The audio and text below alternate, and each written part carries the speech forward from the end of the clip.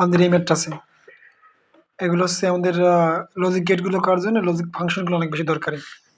আমাদের বড় যে বারটা ভেঙে দেবো, বার ভেঙলে প্লাস যা কি হয়, ইন্টু হয়। তাহলে এবার প্লাস বি বার, এটা হচ্ছে হোল বার, প্লাসের জায়গায় ইন্টু হয়ে গেছে। আর এখানে একটা বার ছিল, আর এখানে একটা বার পাবে, ডাবল বার হয়ে গেছে। এখন দেখো এবার প্লাস হচ্ছে বি বারের হোল বার, ইন্টু থাকে কত, এবি। কি এবি থাকে বলো তো একটু, কারণ ডাবল বার চলে গেলে শুধু এটা থাকে। এখন একটা কাজ করি, এবার ডাবল ভেঙে দাও। এবার হোল বার ইন্টু কত, বি বারের ডাবল বার, ইন্টু হচ্ছে কত, এবি। তাহলে থাকি এ ইন্টু কত, বি, আর থাকে কত, এবি। আচ্ছা এখন থাকা তো একটা বিষয়টা হচ্ছে এরকম যে এইটা একটা অংশ, এটার অংশ নাকি।